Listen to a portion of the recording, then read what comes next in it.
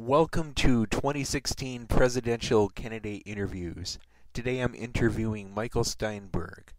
Mr. Steinberg is running as a Democrat. Hello, Mr. Steinberg, and welcome to 2016 Presidential Candidate Interviews. Thank you, Lee. How are you doing today? I'm doing great. Good. And did I get that correct? You're running as a Democrat? Yes.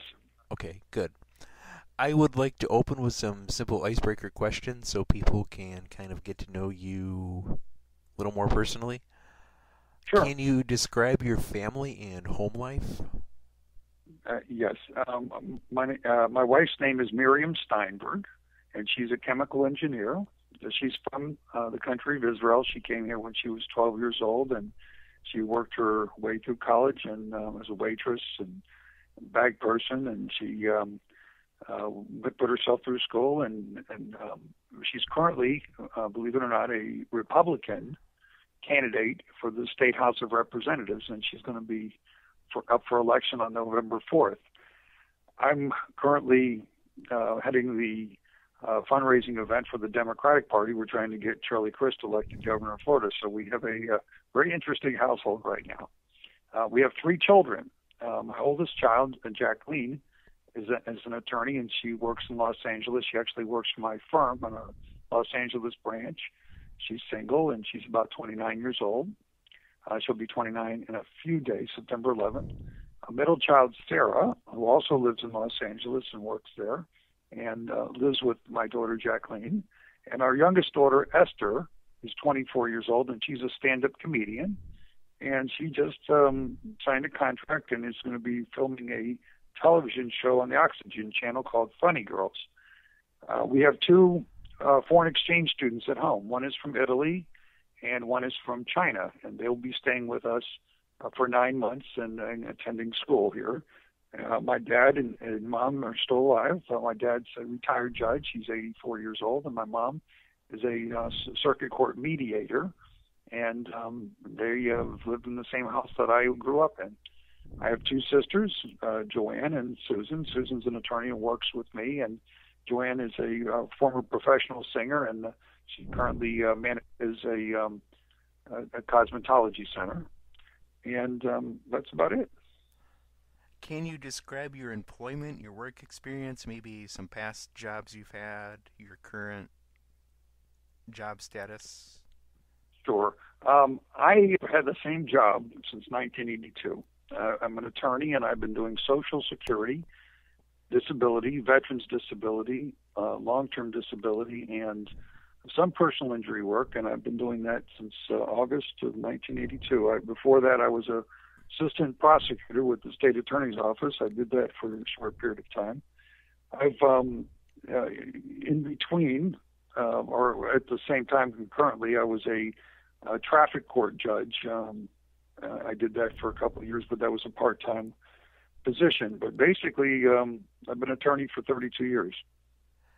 Can you describe any of your hobbies and interests?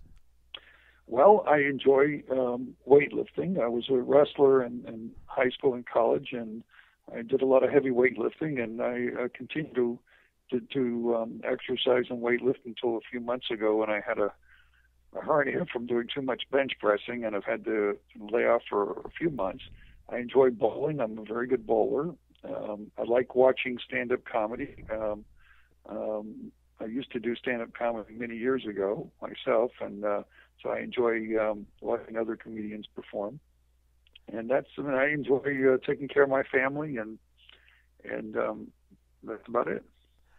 How about any favorite places to eat out? Any restaurants? There's a restaurant in Tampa called Burns Steakhouse, and Burns is a local restaurant, and it's been around for about 40 years. But if you ever come to Tampa, if you say, where's a good restaurant to go to, that's the number one restaurant in Tampa. Many presidents and presidential candidates have eaten at Burns. International elected officials, celebrities. That's Burns Steakhouse is the place to go, and that's my favorite restaurant. Any dirty little secret fast food joints you like? Any gut bomb burger places?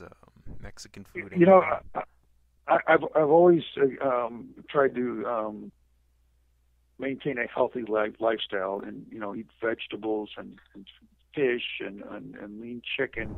But when I cheat, I like burrito supremes at Taco Bell. Those are very, very good. Wow.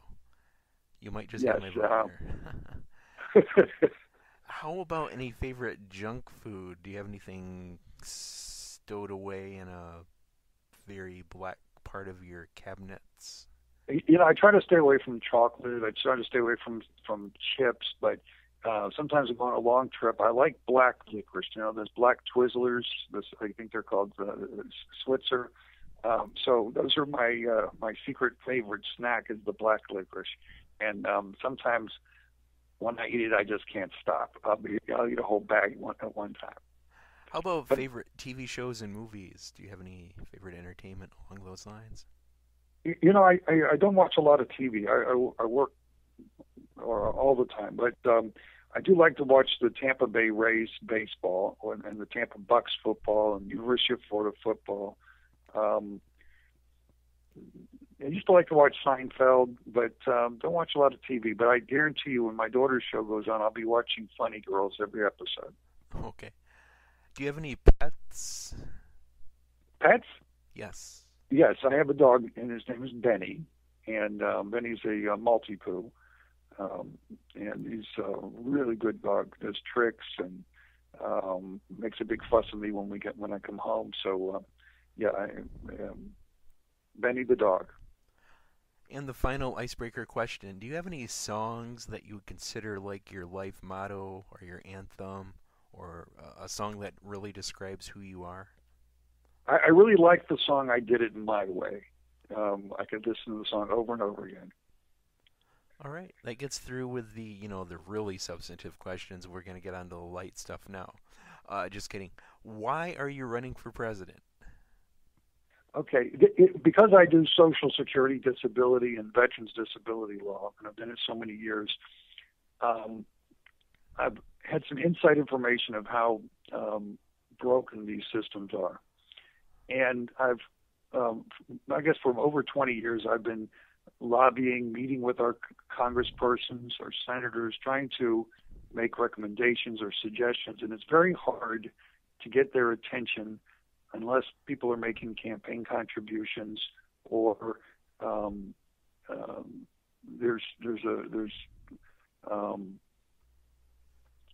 it's an issue that's going to get them notoriety. I'm running for president in order to get the party to put on its platform that we need to take certain measures to make sure that Social Security is solvent in the future, that the Disability Trust Fund is not insolvent, that veterans who were injured during their period of service get the benefits they deserve in a timely manner. And when you run for president, it's not like running for governor or running for a state House of Representatives. Each state, you are appointed delegates, but based on the percentage of the vote. So let's say that I'm running against Hillary Clinton, and she gets 85% of the vote, and I get 15% of the vote. I will get some delegates.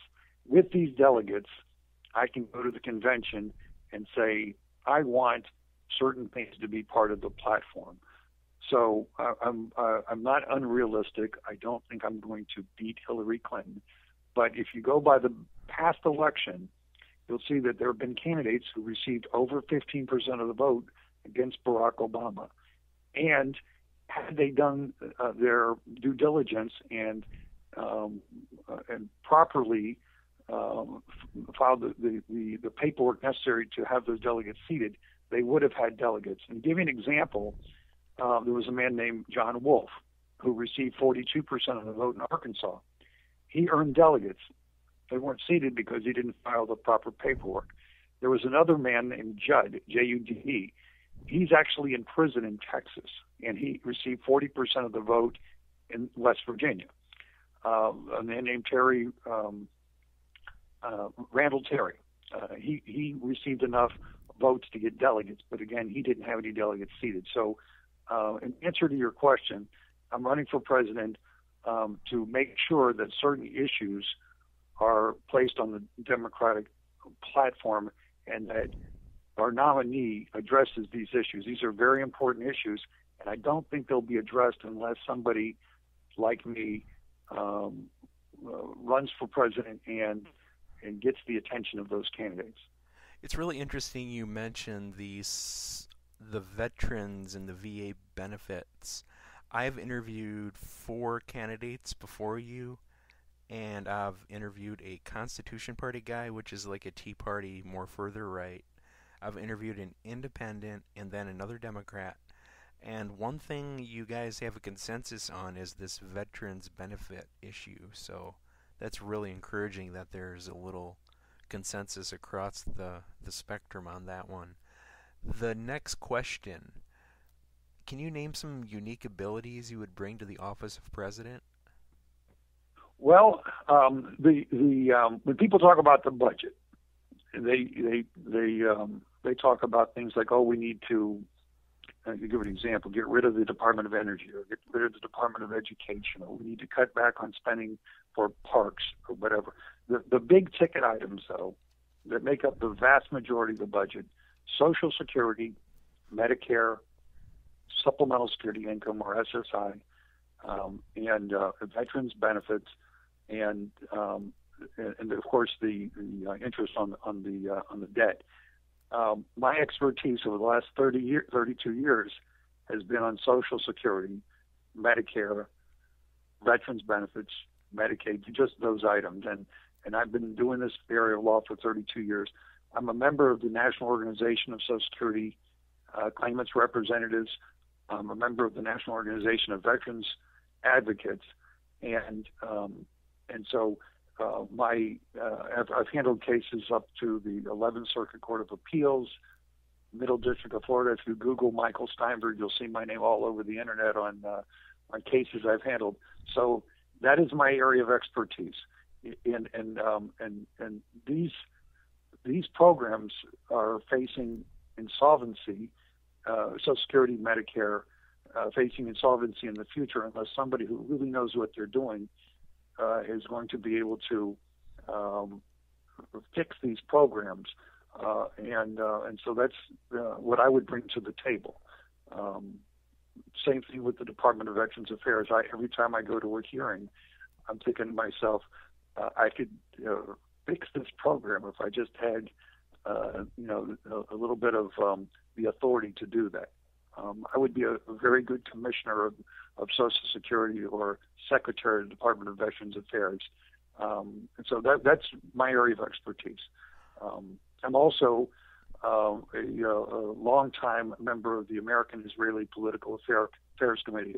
I'm a Senate member, which basically means that I contribute a lot of money. So I have foreign policy experience, not as much as Hillary Clinton, but I'm not a novice either. Are there any presidents that you look on with favor or that you would maybe want to emulate to a certain extent? Well, I think the first ones that come to mind are George Washington and Abraham Lincoln, and both of these presidents have shown courage in following their convictions even when they were not popular. Now, George Washington was somebody who could have been king. He could have been had unlimited terms, but he chose to make sure that the country had a constitution, there was a separation of powers, and that there was a change of leadership without violence. And I think that he was a very principled man. He didn't believe in political parties. Abraham Lincoln was a great speaker. He was and he basically sacrificed his life for what he considered was principles. So those are the two that I think that we should emulate, and I would be willing to take steps that maybe other people wouldn't, sacrifice winning a second campaign to do the right thing. And I think the biggest example would be if I were to say I'm going to raise the income that's subject to Social Security tax, lower the benefit rate for the highest income earners, and raise the retirement age, it would be very unpopular, but it would be what is necessary in order to make sure that Social Security is solvent for future generations. So you have to be willing to take those risks to be a great president. Are there any presidents you look on with more of a negative opinion that you would not want to be like? Yeah, Warren G. Harding and Ulysses S. Grant, both of those presidents had a term that was rife with corruption, and I think that's even if a president votes the right way, one thing I abhor is people who are corrupt and use their position for personal gain. Right. Are there any functions of government you would like to cut or even abolish, and why? You know, people talk about cutting certain functions of government because it sounds good. And I remember listening to Rick Perry talking about we need to cut education, or we need to cut the Department of the Environment and the Department of Energy. But the truth is those programs make up just a sliver of the budget pie, and they are. The answer is no. There are no federal programs that I would eliminate. Maybe make more efficient, but not eliminate. Are there any areas of government you would like to add to or increase? Or is there a new department maybe you would like to add, and why?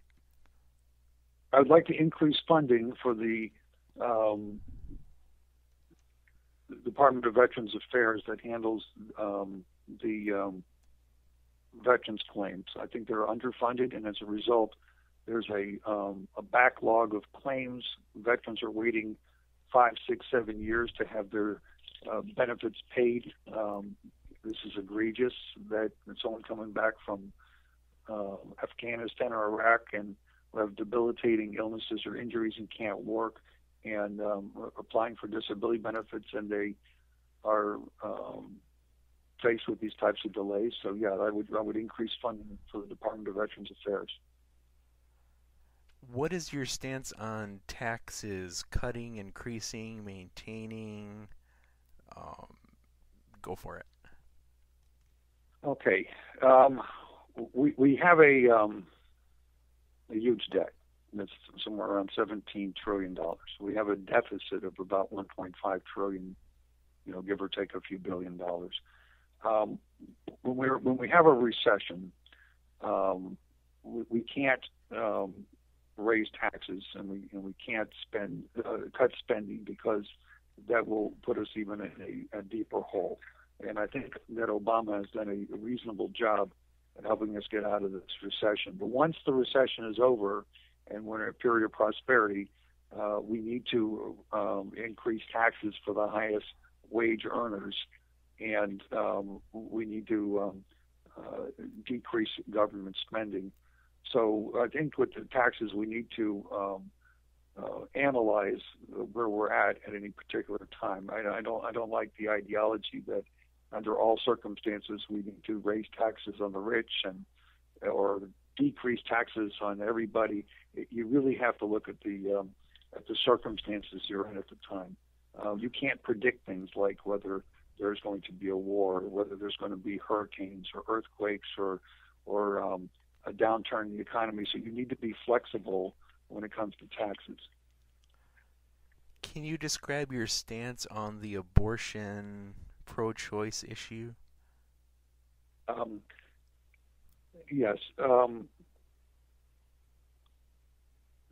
Most people are like, I think I'm like most people, where we would say that in the first few months of a pregnancy, a woman should have a right to terminate the pregnancy. It's her decision, her doctor's decision. Most people would say in the later months of the pregnancy, the 6 through the 9 months, that the fetus has formed into almost a human being, and it would be wrong to abort the fetus without an extraordinary reason, such as the mother's life is at risk. Between 4 and 6 months is more of a gray area, and so just on a personal note, I don't like abortion. I don't think anybody is pro-abortion, but I think that the government does have a right to limit abortions in the later stages of the pregnancy, and they don't have a right to limit abortions in the earliest stages. And as far as I can tell, the case of Roe versus Wade is a well-reasoned decision, and it should stand as the current law. All right. What role should our military play in the world? I had family, uncles, aunts, cousins who were killed in the Holocaust, and I would like to say that the United States and other countries should have got involved in Germany before World War II militarily to stop them from this genocide. I look what's going on in Syria, and I look what's going on in Iraq, and I think we should get involved. But I also don't think we're the world's policemen. So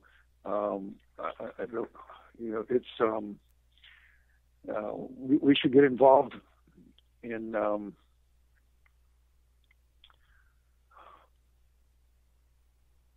It's hard to say. We should get involved when we think it's absolutely necessary to get involved to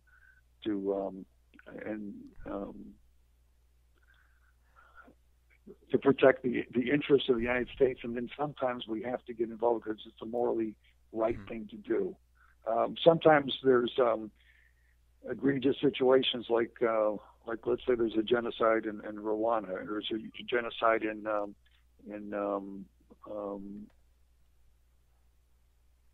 let's say Somalia, and they don't have oil in Somalia, they don't have oil in Rwanda, and we don't go in there, so we can't get involved in every conflict in the world, but there are certain circumstances where we need to get involved because it's the morally right thing to do. I guess we just have to address the situations on a case-by-case basis. Right. There's not necessarily a one-size-fits-all policy. It's do what you can. No, it's not, and it sometimes it's a tough decision. We are a moral country, and we feel obligated to go in and protect the innocent. And when we see innocent people being slaughtered, our first reaction is we have to stop it. That's right. The Middle East is it's a lot different than the Nazi situation, because in the Middle East it seems like you defeat one boogeyman and then another boogeyman can pop up. So it's almost an unending thing. The next question: how would you handle the immigration and border security issue? I think that I agree with a lot of the elected officials that the most important thing is to stop the inflow of immigration by building a barrier, whether it's a fence or some type of other barriers. The biggest problem is, what do we do with the people already here? There's over 11, 12 million Americans. They're not Americans. 11, 12 million people here illegally, and a lot of them have been here for a long time, and they have children, and those children grew up in the United States. They went to American schools, and as I said earlier, we're a moral country. We feel sorry, we feel compassion for a person who's 20 years old who came here when they were 2 years old, and they don't know any other country, and we feel that we should show them compassion. But on the other hand, their parents came here illegally, and it's not fair to the other people who stood in line and played by the rules, and to give amnesty to these people or children is not fair either. So we have to come up with a compromise. And one of the compromises could be to require the people who came here illegally to pay a penalty and to get in the back of the line to become a citizen, but have a pathway to citizenship, but just make it a difficult pathway so that the people who did play by the rules don't feel that they're being treated unfairly. And when it comes to the children or even the grandchildren, I think there's got to be a cutoff where we say we're not going to penalize them for the acts of their parents. And where that cutoff is a gray area. I'm not so sure where it is. How do you perceive the issues of race and discrimination in America? Do we still face challenges? We've always had issues of race and discrimination in America. America is a conundrum. The early 1800s, the 1900s, you had the Jews lived in one part of the city, the Italians another part, the Irish lived in another part. There was discrimination between blacks and whites, American natives and Europeans, and yet we also see ourselves as one country, and we're very proud of our ability to take people from all walks of life and work together for a common goal. So I see these, whether it's people from Mexico or people from China or people from Central America, I continue to see people living in separate communities and maintaining their heritage, and yet at the same time being very proud to be Americans and working together for a common goal. So I think that issues of race and discrimination will continue. It may not be black versus white. It may be Hispanic versus white. It may be Asian versus white. It may be, but America's going to continue to face those challenges because we have people from different backgrounds and different cultures. But one thing I found very interesting in our household, we have now one person from China, and one person from Italy, and one person from Israel, and one person from the United States, and we all live together, and we get along just fine. And I think as individual people, that we find that we're all just human beings. It's sometimes I think that the race and discrimination is just stoked by people who are trying to use that to gain power. But at any rate, I don't think that it's going to end, but I do think that the bottom line is we all come together as one America when we have to. That's right. I think if you can look in the eyes of another human, regardless of race, color, whatever, you should be able to see the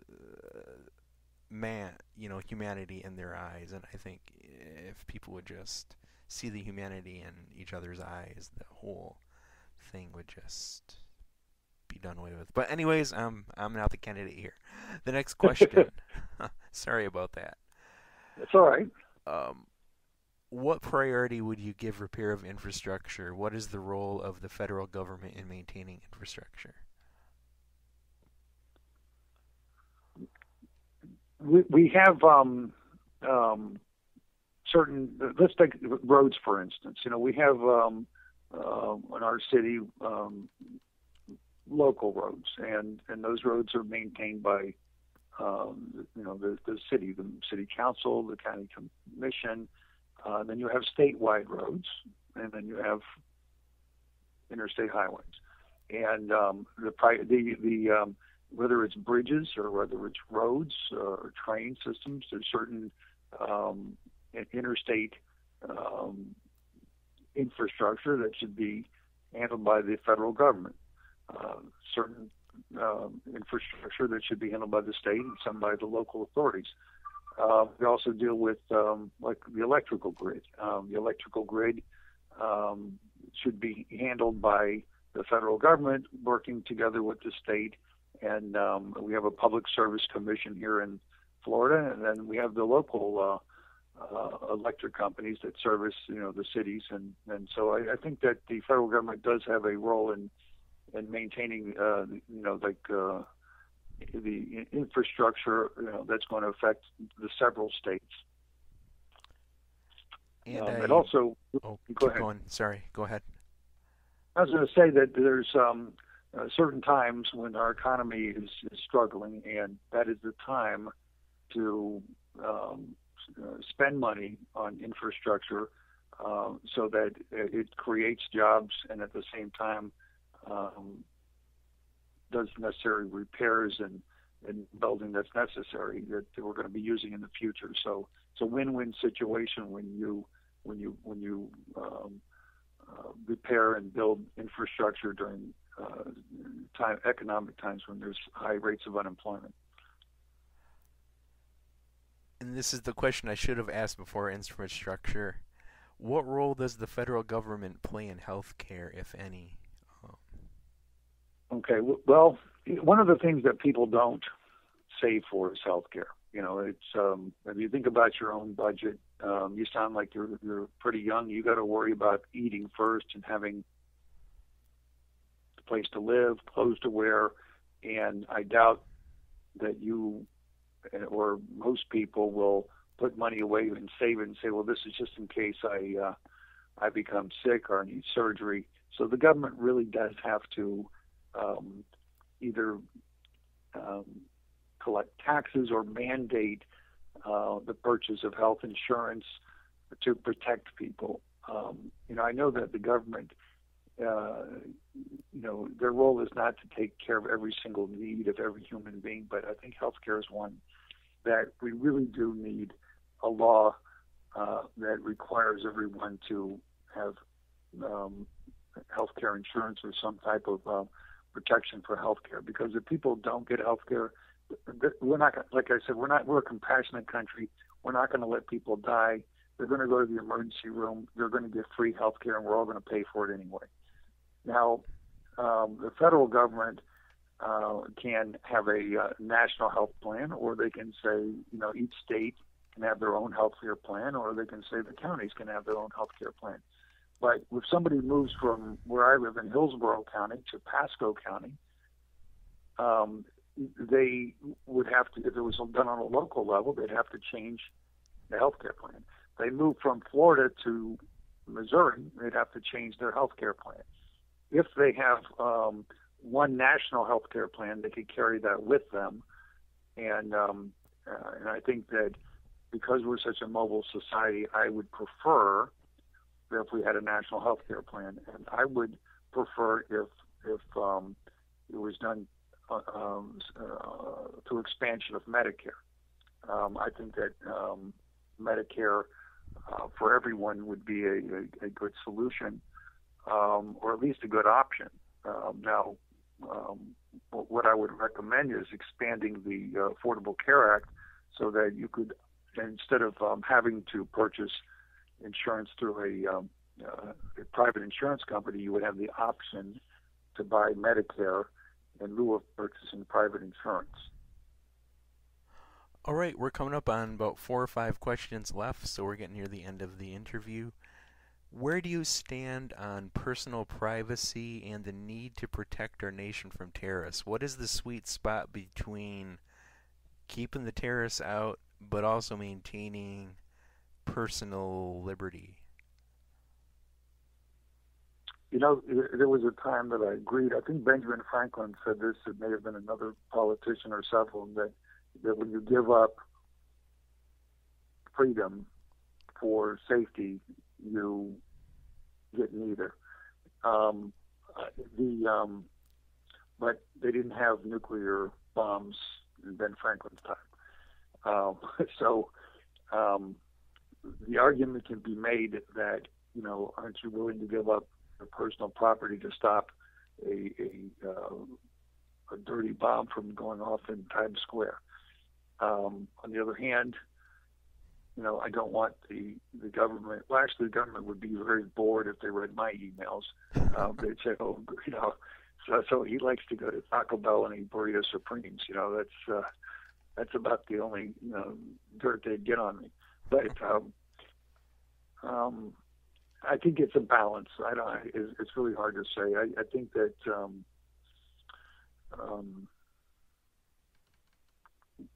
we may have gone a little bit too far, but we don't want to tie the hands of our military and Homeland Security, so that because we're taking such a strong stance on personal privacy, that we end up with a terrible incident occurring.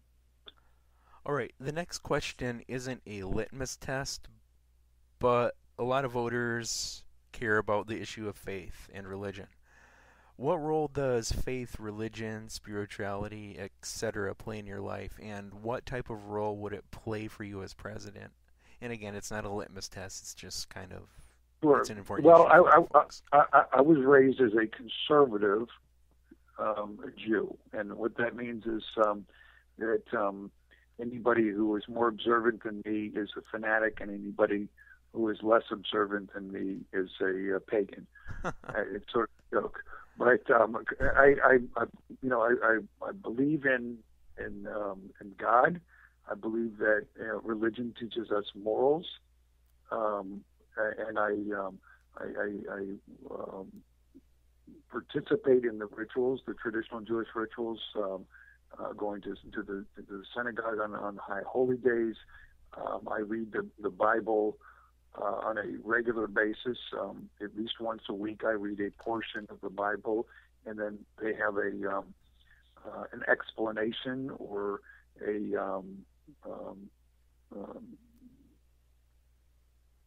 give us an explanation of what does this mean, and how could you relate it to your personal life or modern times. But I think religion is a very personal thing, and it shouldn't play a role as an elected official. Now, there's certain secular religious things like the Christmas tree, or at the White House, but that's not really a religious thing. That's more of a custom, or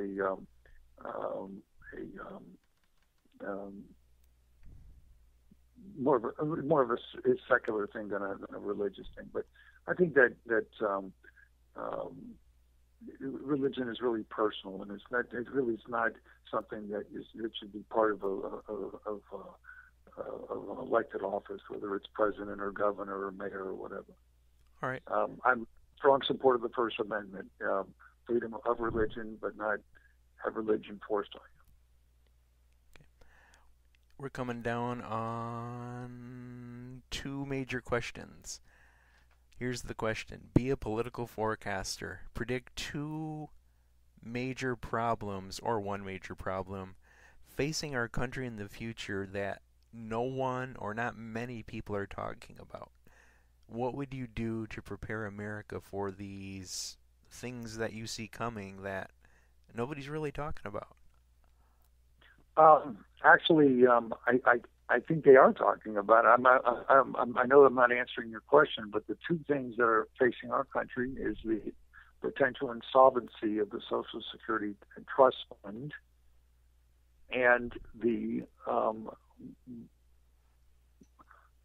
problems facing our military are that if we're treating our veterans the way we are treating them, it's going to discourage other people from wanting to participate in the military. If we break our promises to our veterans now, it sends a message to our potential soldiers about how we're going to treat them in the future. So those are the two major problems.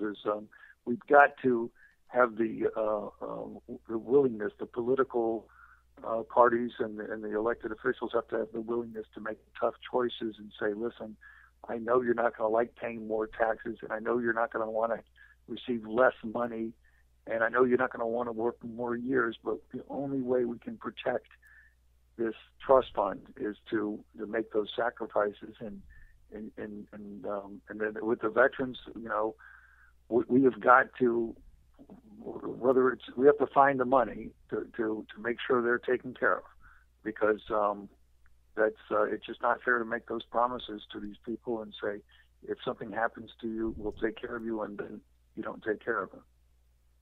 All right, and the final major question. Can you describe any maybe weaknesses in your skills that you would have to bring somebody else in to help you with?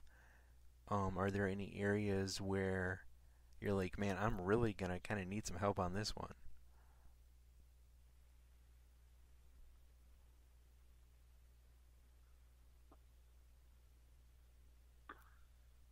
Hello? On certain issues involving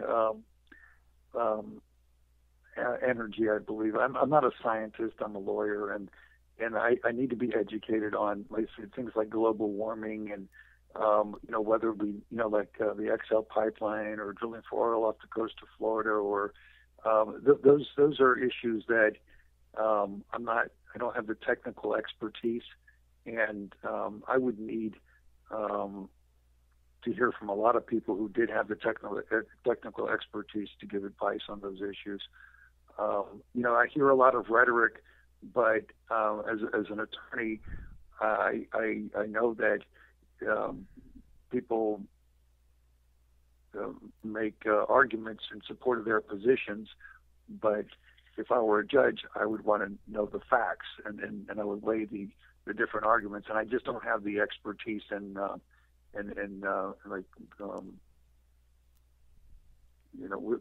with those types of issues, environmental issues and energy issues. All right. And are there any other issues you would like to discuss currently that have not been covered? No, I think we've got most of them. All right. Do you have any closing remarks to say in 2 minutes or less, just to kind of tell people why they should vote for you? Yes. In the Democratic primary, there probably is only going to be one top-tier candidate, and that's going to be Hillary Clinton. And Hillary Clinton may be a very good nominee, but there are certain issues she's not going to address and she's going to avoid, or maybe she is just not on her radar screen. When you go to the polls, and it's Michael Steinberg versus Hillary Clinton, and I plan on getting on the ballot in most of the states. If you vote for me, what you're going to do is you're going to vote to get delegates to the national convention. And if I get 15, 20% of the vote, that's enough to get delegates. And what I will do, going to the national convention, is I will ask certain things to be put on the platform. And these are the things that you're going to support. And we're going to try to convince Hillary Clinton, or maybe Joe Biden, or whoever else is the top-tier nominee, to endorse these particular positions. And by doing this, you and I are going to be able to make the party and or shape the role of the role of the candidate so that our issues are addressed. And I think that the issues that I want to address are the same issues that you want to address. All right. I'd like to thank you for participating in the interview, Mr. Steinberg, and I'd like to thank my listeners for listening to 2016 presidential candidate interviews. I'd like to encourage my listeners to check back in the future for more candidate interviews. I just hope everybody has a good day, and I hope they remember to keep informed, keep passionate, and most of all, keep involved. Thank you, Mr. Steinberg. Thanks.